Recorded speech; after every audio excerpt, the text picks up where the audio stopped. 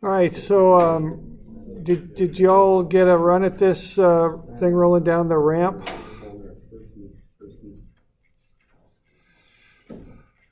Okay, so that's just a roller going down a ramp. You got a free body diagram.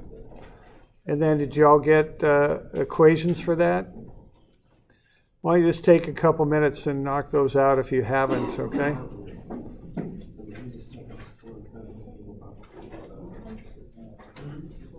So we just have this roller, and we got it this far, right?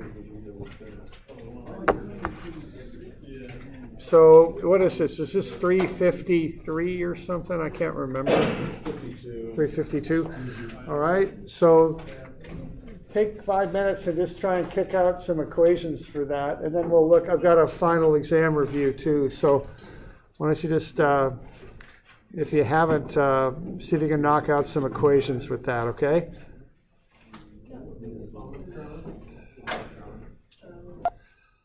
All right, you all want to have a look at this? All right, so I put the accelerations there on my free body diagram. So A is down the ramp, alpha is clockwise. If I'm going to do the kind of fundamental approach, I go sum of fx is ma. So the component of the weight down the ramp, which is 8.29, minus the friction, because the friction acts up the ramp to undercut the roller, is mass times acceleration. So what I could do with that is I've got two unknowns. I got force of friction and I got A. I can go ahead and solve that for the force of friction. All right, now the next thing I can do is write a moment equation about the center of gravity. So sum of mg is ig alpha. So that's going to be the radius of the roller, which is 0.15 times whatever the friction is.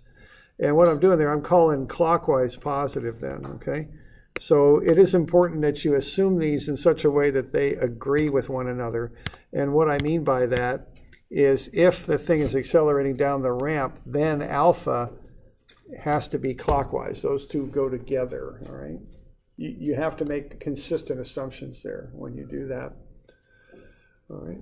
And so when you do that, then you get 0.15 times the friction. That's what causes the moment. That's what makes that thing roll clockwise. And that's going to be the I sub g that we calculated there, the 0.02025 times alpha. But keep in mind that because of the no slipping assumption, alpha is 6.67 times A right there, okay? So I want to solve for the acceleration, not for alpha. So I plug in the 6.67a in for alpha is what I'm doing. That gets me two equations that have the same two unknowns, force of friction and A. So that's my intent on doing that. All right, so 0.15 force of friction is 0.135 alpha A, so force of friction is 0.9a. So now I've got two equations with the same two unknowns. I've solved them both for the force of friction, so I can equate the A equations together and solve for A. It's 3.07. So that's the one way to do that.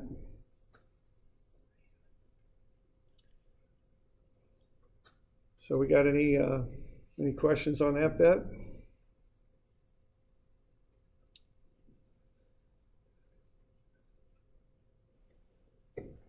See it the other way. Yeah. We'll look at that next. We'll look at the other way next. So we're good with this one? Okay. So advantage of that, again, more fundamental equations, simpler equations. Now what you can also do then is take a moment about a point, then I just finish it up with V equals V0 plus AT, and it starts from rest, so A is 3.07, T is given us 2.4, so the velocity then is 7.37 meters per second down the ramp after 2.4 seconds. Okay, now the other way to do this is, see, that previous method, we had one of the unknowns was the force of friction, and you can eliminate that, and you do want to be aware of, what you're doing here and why. I mean, you can use this equation here, to any sort of plane motion problem. That'll work okay. And you want to pick A in a good place. And the good place on this one is where the friction runs through, because then when you sum moments, you don't have the friction. So you can have one equation and one unknown. That would be the intent of doing that. So you still got I sub g alpha here on the right. And you've also got MAGX, which I'm defining, I'm kind of using inclined axes here, of course, so x prime and y prime. So that's MAGX prime, really, times y prime bar. So what that is MA is an inertial force. So it's the mass times the unknown acceleration. And then y bar, what that is a moment arm from A up to that acceleration. So y bar is that distance right there, okay? It's the radius, okay? Now what I'm also doing here is putting in the 6.67a in for alpha. And using that approach, I can just get to the acceleration directly. It's 3.07.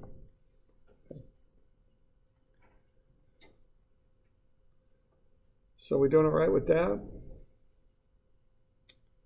Any questions on that bit?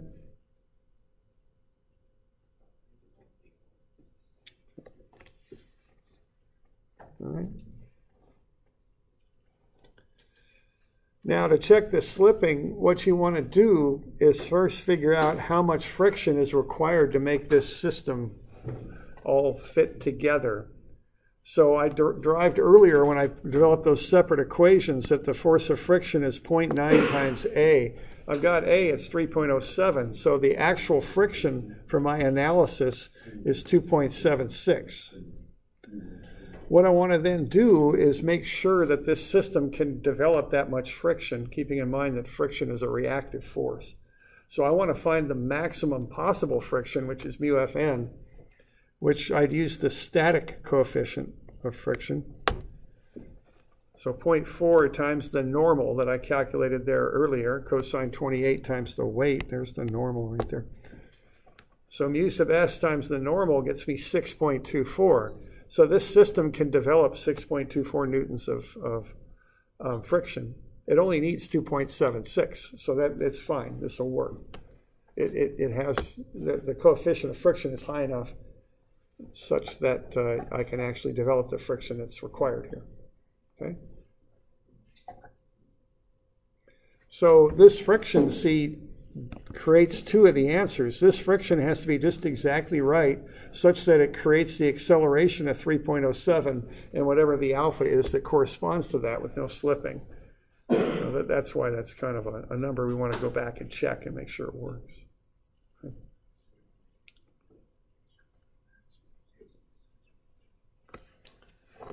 So are we doing all right with that?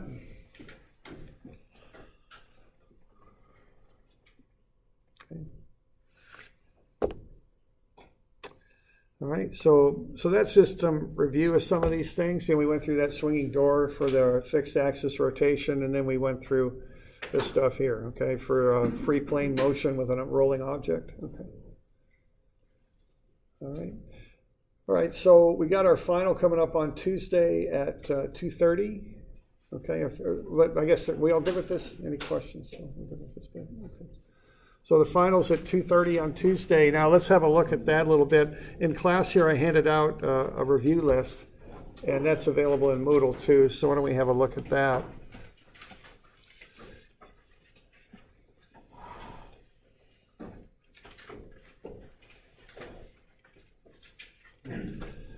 All right, now here's the stuff that that we've covered since the last midterm. So what we did, we covered moment of inertia, and we've been using that in a lot of our problems, okay?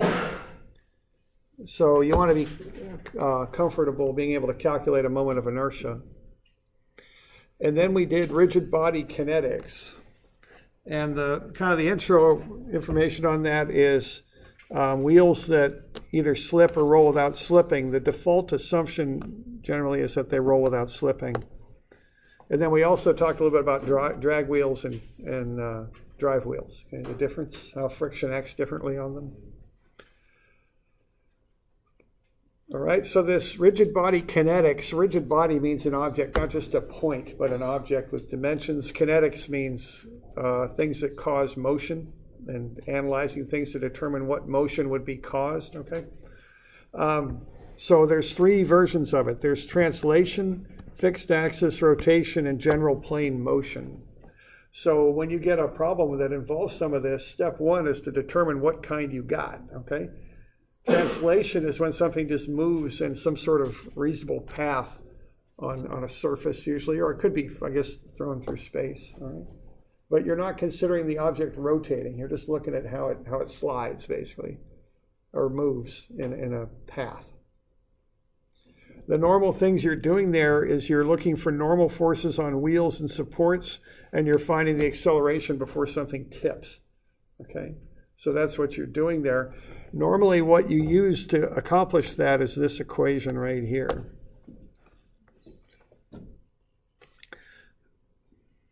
Generally speaking, alpha is 0 on your first pass at this because it's not tipping yet. Normally you find a threshold for tipping, or it's not tipping at all. You're just finding reactions. Okay, so alpha would go to 0 on that. You want to pick a point. Usually, if you've got friction or some sort of ground force acting, take the moment about that point so you don't have to deal with friction. That's normally what happens on those. Okay. Now the fixed axis rotation is when something rotates about an axis, a pulley or something like that. We had a number of problems on this. In the homework we had a rod at an angle, then we had a combined assembly there with a plate and a cylinder that were kind of slapped together. We had that. Okay, so on that you're rotating just about a fixed axis. So you're not moving through space. You're just rotating about some point. All right, now generally speaking, you're going to use probably this one. That equation only works for fixed axis rotation. So you take moments about the axle is normally what happens on these. And there's kind of a sequence, of course, it's never always the same, but generally speaking, the first thing you want to do, let's say the first thing you want to do is probably find alpha, which might be part of the problem to find alpha. That usually involves that sum of MA is IA alpha equation. Okay. In one instance, it involved a modified version of IA alpha plus MADY X bar. We used that on that bucket problem on the pulley. Okay. But somehow you find alpha. You might also need to find omega like you did on the swinging door problem, but you might also be given omega. I mean, it just depends. And the one issue with these problems is I can't give you like a blueprint because they're all a little different. And so, okay. But generally speaking, you want to work about a fixed axis, find alpha and omega, and then apply that to the center of gravity. Find the normal and tangential of the center of gravity about the axis, because the center of gravity is the point that's used to represent the object. It's the reference point for the object. And then you go sum of F equals MA, and quite often the A is a normal and a tangential acceleration. So you run two equations, one in the normal reaction, one in the tangential, and you can find reactions at the support, at the axle. Those are the dynamic reactions. Okay.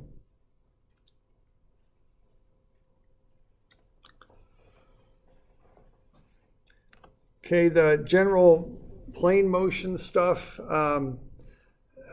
that one you're going to probably use sum of F equals MA in some regards. You might go sum of MG as IG alpha. This combined equation can be handy too. It's pretty open-ended. When things roll, you often assume that it does not slip and run your first analysis as though it doesn't. And then if need be, come back and check that. What we found for these rolling things is there were two approaches you could take to solving them. One was a force equation and an mg as IG alpha. Okay. And the other was the sum of MA equation. Okay. So when these things involve wheels, you've got slipping and not slipping, and then drive and drag wheels to concern yourself with there. Okay.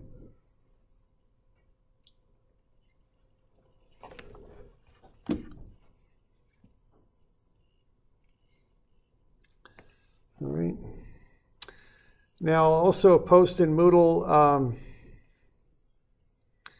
this deal here. Is this it? Yeah, on the front, what you've got are some problems there. So why don't we have a look at these? Just look at the front. Let's start there. Okay, we got a vehicle. You give the mass. We got the wind exerts a force on it. What's the maximum allowable acceleration of the vehicle before it tips? So which mode are you in with that? Translation. Yeah, it's translation, okay?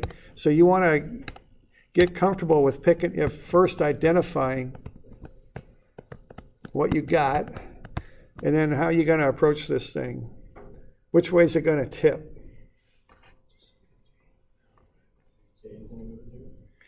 No, A is what it is. You're going to solve for A. Oh, the normal force will go to 0 on the wheel where it tips about, right? Yeah. Now, which way is it going to tip? Clockwise or counterclockwise? Clockwise, right? Because it tips the opposite way it accelerates. So if you're in a Corvette or something and somebody pushes the accelerator really hard, you rock back in your seat, right? You're accelerating forward, but you rock back the other way. Okay? So the tipping would go this way, okay? So if the tipping's doing that, what's going to happen on that reaction before it tips? It's going to go to 0, right? So what equation are you going to apply to solve that? Yeah, where are you going to take it? Yeah, about B, because you don't want to deal with the reaction at B. You also don't want to have to deal with these frictional forces that might be in there too. So you take moments about B and do that long moment equation. And when you do that moment equation, you get everything on this proper side of the equation, the static stuff on the left, the dynamic stuff on the right, and you keep the proper sign with things too, and everything will come out. You draw a nice picture before you do that equation though, right?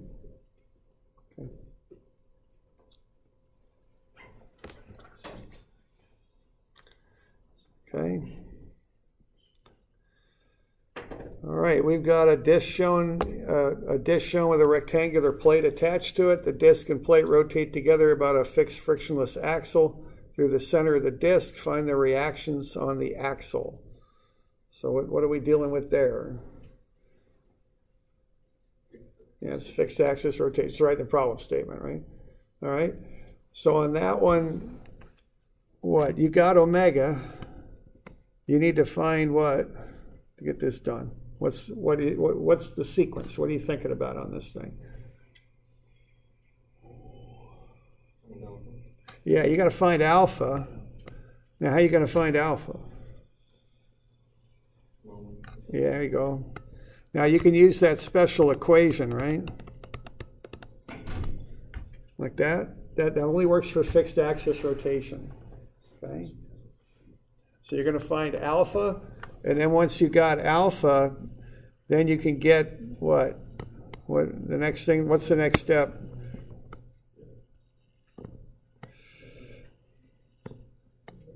AGT, AGN. Okay. Now that's going to be just for the plate because the pulley's centered at the axle, no problem there, but the plate isn't. Okay. So you're going to have to deal with the plate. And then you're going to do the force equations, right? Okay, to get the reactions. So that's what's going to happen on this one.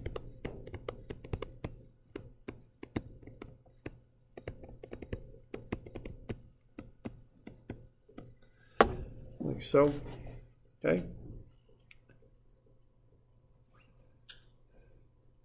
Yeah, question there? If the axle wasn't frictionless, would it just change the moment, or would it change the moment of inertia?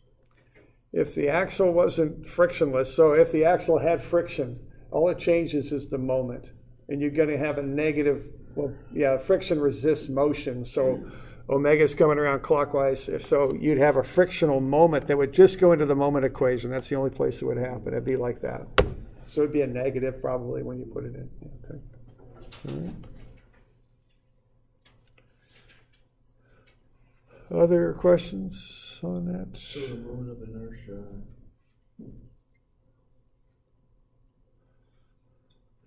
that straightforward, or is it?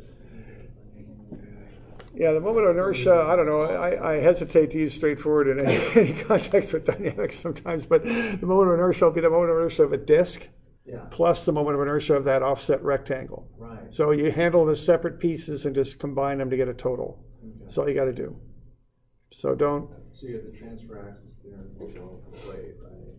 It's like Yeah. offset from the radius, from the center.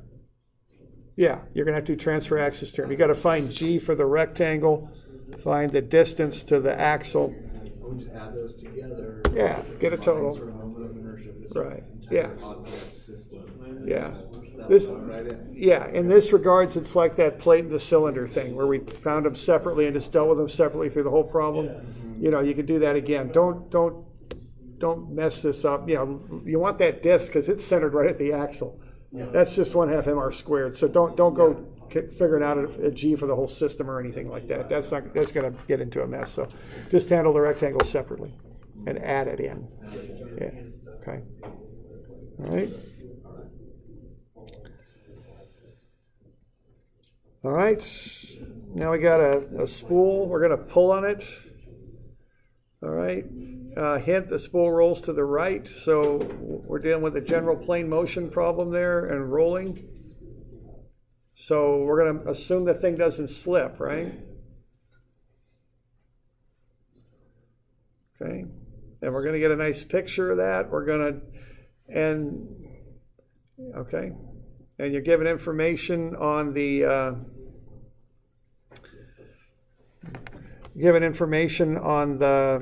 inner and outer cylinders so you can calculate the moment of inertia. You're going to run the two equations at it, the F equals ma and the m equals I alpha, or the one long equation. Okay. And before you do that, though, you're going to draw up a nice free body diagram of that thing. And there isn't much to it. I mean, there's a force, there's a weight, there's a normal, and an acceleration, and an alpha. But draw that picture and then just write up an equation. All right.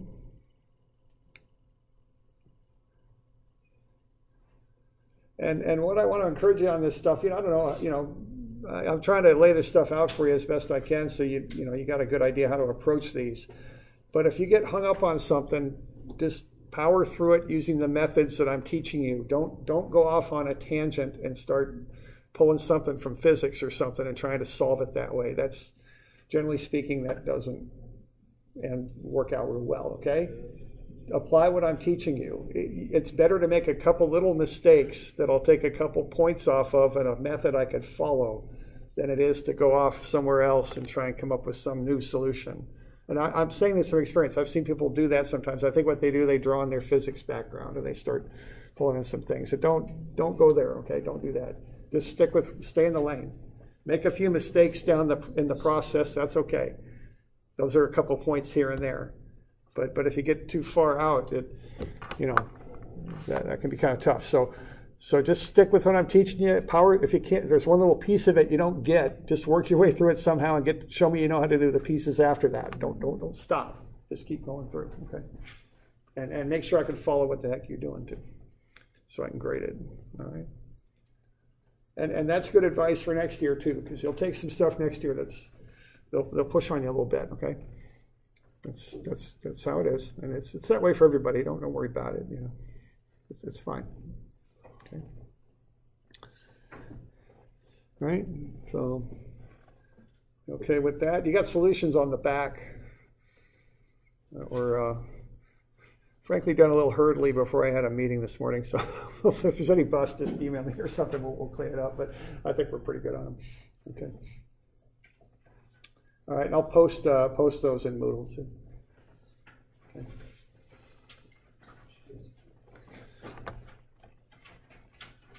So I got solutions to them there. There's also some older problems that I was never very happy with. I'm always in a hurry, so I just pulled some old stuff out. There's some other stuff in Moodle. It's not the best, really. I don't like it that much, so that's why I spent a little bit of time to come up with this to clean it up. But yeah, there's one problem there in particular. It's a little bit out there. It's got like a weight hanging from a plate, and the whole thing rotates. And It's I don't know, it's really old, and it's not quite in the notation that I use anymore and all that. But there's some other stuff out there too.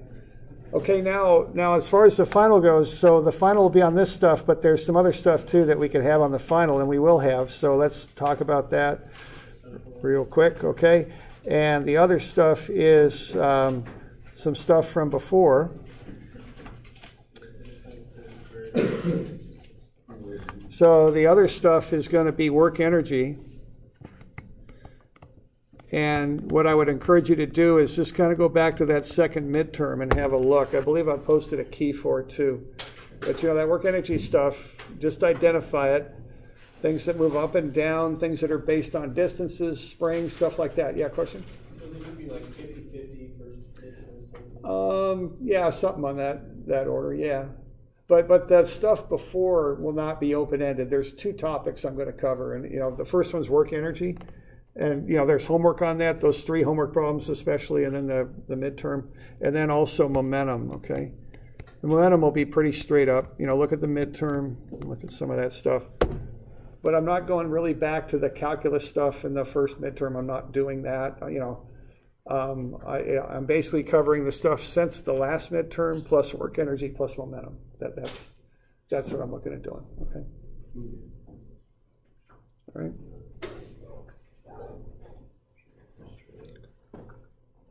Yeah, question there? How many questions are going to be on this time? I don't know. It's normally not, it's like a midterm. And so, I don't know, 4, 5, 6, 7, somewhere in there. It's not like 20 or 30. It's not like one of those kind of things. It's more longer problems. Okay. All right. Okay, so this stuff plus these 2 topics, it's Tuesday at 2:30.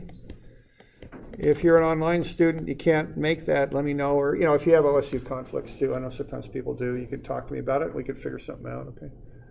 All right. All right. So we good to go? Good to go? Okay.